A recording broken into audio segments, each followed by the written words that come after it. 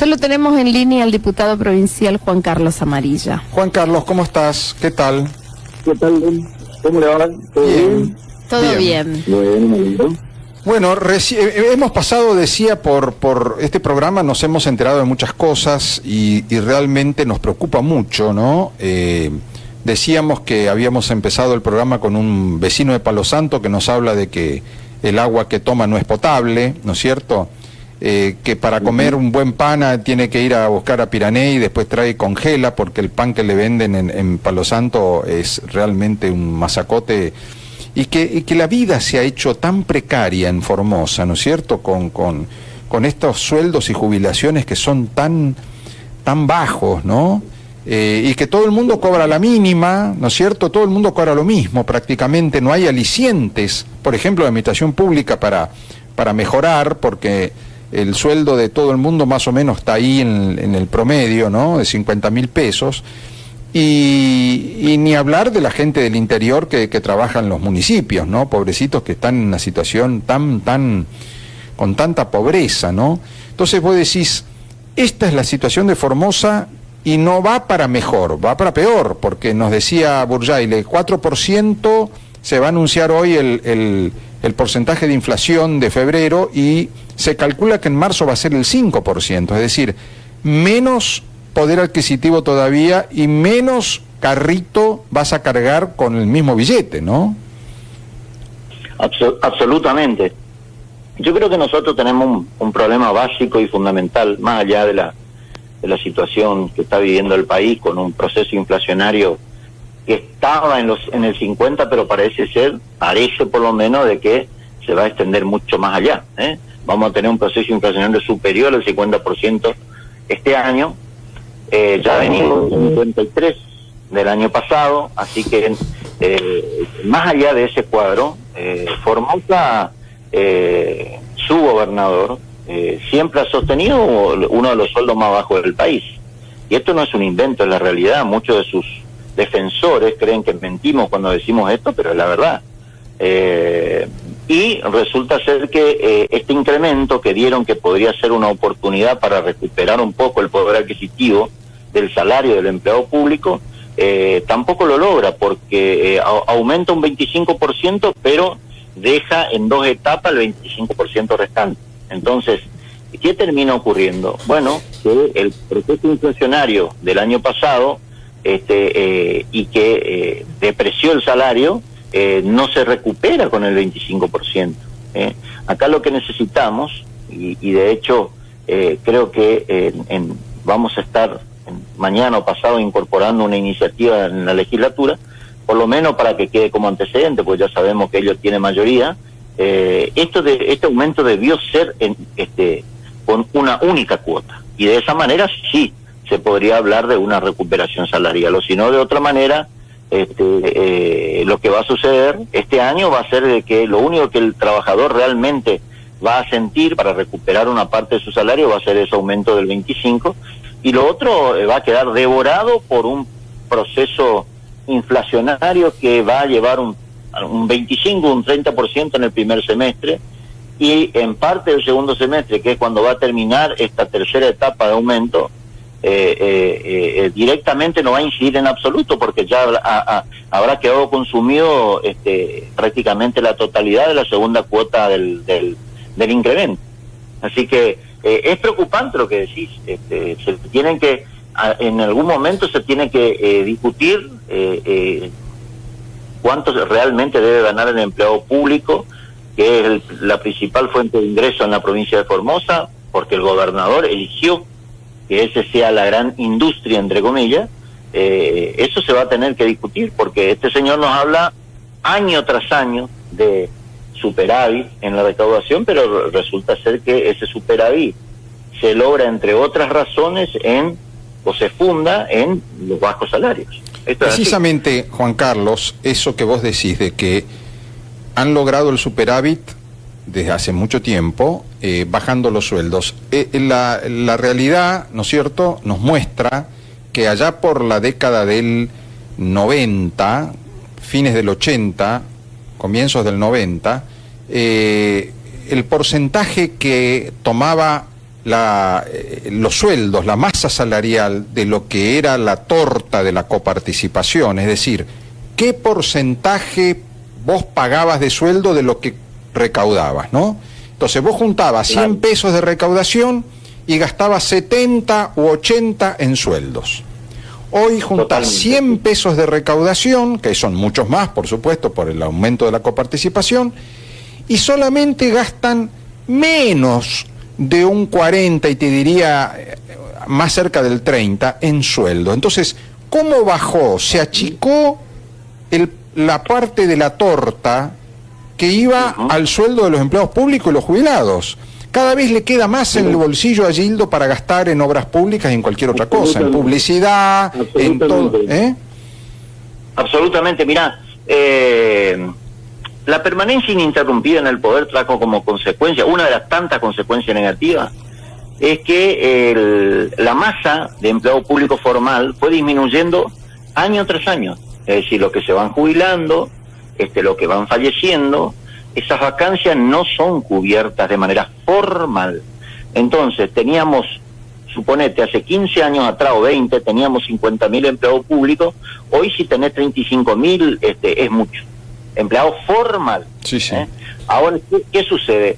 ¿De qué forma logra bajar los costos laborales Infran y, de paso, aumentar su clientela política, que es la finalidad primordial de Gildo? Es que el resto, más de 70, 100.000 personas, son todos monotributistas del Estado. Todos monotributistas, o sea, ese es el gran problema que tenemos. Entonces, lógicamente, es fácil sentarse, sobre todo el dinero que te sobra, ¿no es cierto?, dado que prácticamente a todo lo tenés en la informalidad contractual del Estado, y bueno, podés tomar decisiones como la que él está tomando, que dicho sea de paso, él está tomando también porque tuvo un aumento en su coparticipación del orden del 15%, gracias al gobierno de Macri, que nunca lo dice. Nunca lo dice. Para que se tenga una idea, estamos hablando de cerca de 40.000 millones, de acuerdo al último presupuesto que votamos en la legislatura.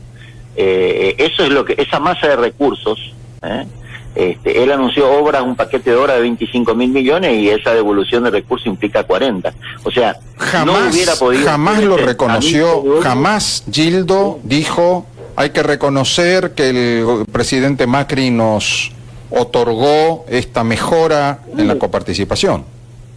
Claro, porque sin esos recursos, para darte un ejemplo, para no ir muy lejos, él anunció un paquete de obra del orden de los 25.000 millones hace poco. Bueno, eso no hubiera podido ser posible sin esos recursos.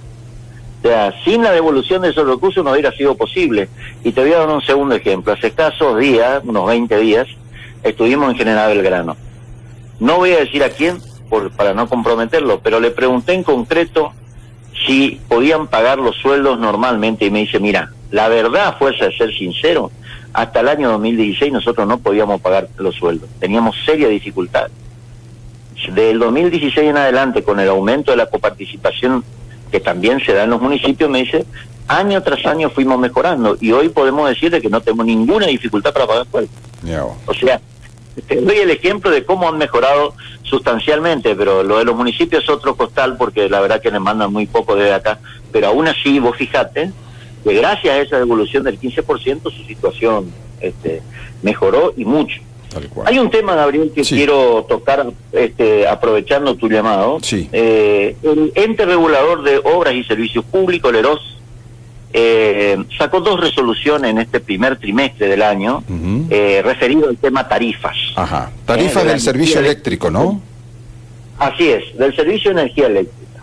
Y en concreto lo que podemos decir es que entre esas 2 resoluciones no hay una modificación grande en cuanto se refiere a los consumidores domiciliarios, digamos, y los consumidores residenciales, pero sí dictó una resolución ahora en el mes de marzo, que es la resolución 268, y en donde ha establecido, por supuesto, invocando, dice, una tarifa trimestral o estacional dispuesta por la Secretaría de Energía de la Nación, tuvo que readecuar los precios en el orden local. Bueno, en definitiva, lo que te puedo decir, así con lo más sintético posible, es que ha habido un gran incremento para es decir, quedó establecido desde tarifa, estamos hablando de febrero a abril, o sea, no está todo dado para el año todavía. De febrero a abril, los grandes consumidores tienen que pagar mucho más. Y ya sabemos que si los costos de los grandes consumidores, llámese supermercados, si esos costos aumentan, eso está a precio. Y te voy a dar algunos valores para que tengas una idea de cuánto es el aumento. Bueno, según la resolución anterior, la de febrero, la resolución 140, estos consumidores, estos consumidores de grandes demandas, dice, de energía, pagaban 213. Bueno, ahora van a pagar 358, es decir, hay un aumento realmente gigantesco. Pero estamos hablando de una categoría. Y en el grupo de los grandes consumidores tenés aproximadamente 12 categorías diferentes. Y todos han tenido un incremento. Algunos incrementos superan holgadamente el 100%. Mira vos. O sea, es realmente preocupante porque si de alguna forma se puede colaborar para que la inflación no sea tal, está comprobado que lo que no hay que inflar es tarifa. Claro. Si voy a decir, tarifa, eso tiene una repercusión directa en la inflación. Quizá alguien nos escucha y dice, bueno, pero son los grandes comerciantes. Claro, pero el comerciante no va a perder. Lo que hace es volcar ese costo al consumidor, al cliente que viene a comprar su producto. Absolutamente, o sea, por eso es preocupante. Este cuadro me parece que está cayendo en la misma exageración que cayó nuestro gobierno. Eso no significa que yo esté en desacuerdo de los fundamentos. Para que la gente por ahí entienda, todo el gasto energético en la Argentina durante el kirchnerismo significó un 15% del valor real. En una palabra, nos costaba a los argentinos 10 pesos producir la energía y nosotros recuperábamos el 15%, el resto lo pagaba la gente con subsidios. Claro. Esto fue lo que pasó en la Argentina. Entonces, desde luego que hay que recuperar y decir, bueno, si nos cuesta 100 a los argentinos, por lo menos recuperemos el 80% en la recaudación, como cualquier empresa. Ahora, a mí lo que me llama la atención, Juan Carlos, es que se sigue subsidiando, seguimos nosotros subsidiando con nuestros impuestos y con la inflación al conurbano. A ver, a la Ciudad de Buenos Aires, el conurbano, que son esos 8 millones de habitantes que están concentrados en la parte norte de la provincia de Buenos Aires y que son la base electoral del kirchnerismo, son los que nosotros estamos subsidiando.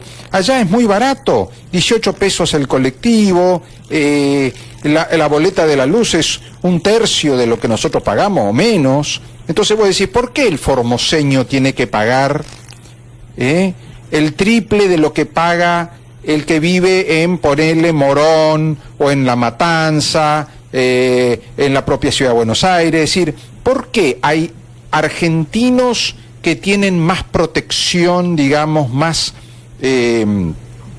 ayuda, ¿no es cierto?, para llegar a fin de mes, que nosotros? Nosotros no somos argentinos, nosotros no merecemos igualdad. Acá falta equidad federal, ¿no? Totalmente. Bueno, contesto primero esa pregunta en particular. Yo creo que el gobierno ha hecho un esfuerzo enorme para sostener una tarifa conveniente para tener cautivo la cantidad de votos que siempre tuvo en la provincia de Buenos Aires. O sea, y eso, ese costo terminamos absorbiendo todos los argentinos. O sea, ahí te doy la respuesta concreta. Esto tiene un motivo netamente electoral. O sea, es mantener lo que le ha dado, digamos, le abrió el pase al regreso al kirchnerismo. Así que no, imagínate vos que la gente cambió a María Eugenia Vidal por Kicillof. O sea, no, solamente en nuestro país puede pasar semejante cosa. Pero digo, más allá de eso, también quiero decir de que yo estoy totalmente de acuerdo con tener una tarifa diferenciada para el norte argentino. Y obviamente Formosa lo necesita más que nadie por todas las características económicas y sociales que tenemos. Ahora, también hay que recordar lo siguiente, cuando yo leí las declaraciones del Defensor del Pueblo, Sí, y habló de que durante el gobierno de Macri aumentó el 3000% el servicio de energía eléctrica, etcétera, etcétera. Quiero decirle también a la gente de que acá se exageraba por motivos políticos y también económicos, se exageraba en Formosa los aumentos. sí. No es que porque allá aumentaron el 100%, acá te van a aumentar el 100%. Acá te aumentaban el 150% y si es posible el 200%. Y se le echaba ¿Por la qué? culpa a Macri. Por supuesto, eso fue el negocio de Infran desde lo político, culparlo a Macri de todo, pero también fue un gran negocio para Repsa, en Claro. donde tiene la participación mayoritaria del Estado, pero tiene un aporte de capital privado muy importante. Se calcula que hay un mínimo del 49% en el sector privado, entonces creo que como nunca han ganado una enorme cantidad de dinero, eso también hay que decirlo, Sí. y por eso muchas veces el costo digamos que soporta el Estado Nacional en materia de subsidio acá no se reflejó tanto en Formosa, justamente porque acá se exageraba los aumentos. Estoy absolutamente convencido de que esto es así, o sea, por supuesto para culparle al gobierno, pero reitero, también se notó en la empresa Repsa lo bien que le fue, digamos, porque han cambiado todo su parque automotor, Sí, han sí, hecho sí, un montón sí, de cosas que en los 10 años anteriores no lo hicieron. Es la empresa que Así más que- creció prácticamente en su recaudación. Totalmente. Cuando todos los demás tenían graves problemas por el ajuste, Repsa le fue muy bien. Totalmente. Y bueno, y también lo que quiero decirte es que en el orden nacional se habla del aumento de tarifas en la energía eléctrica y seguramente esto a nosotros nos va a afectar también en el consumo domiciliario. En este primer trimestre, lo que se puede decir de acuerdo a la resolución, a la primera que sacó el EROS, la resolución 140, que se publicó en el boletín oficial del 14 de febrero, mantiene el cargo fijo bimestral del orden de 140 pesos y un costo del kilowatt de 3.66, 3.77, depende del grado de consumo, pero ahí está, el valor del kilowatt de la energía es 3.66, 3.77 y un costo fijo que ronda los 140 pesos. Eso es lo que hoy tenemos. Ahora bien, todo indica de que las tarifas van a ser revisadas durante este año, de modo tal de que seguramente ese aumento también hay que ir previendo, Sí. porque seguramente se va a trasladar también ese aumento, para mí totalmente desproporcionado que se da en las grandes demandas, porque no hay gradualismo en esto.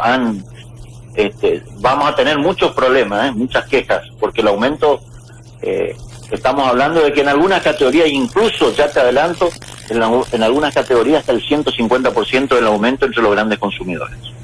Impresionante. Te agradezco, Juan Carlos, este informe. Sos el único legislador que he escuchado que se ha puesto a estudiar lo que es la nueva tarifa de Repsa y lo que se puede venir en adelante también para los consumidores residenciales. Muchísimas gracias. Sí, muy bueno. Al contrario, muchas gracias a ustedes. Un Te abrazo. mando un enorme. abrazo.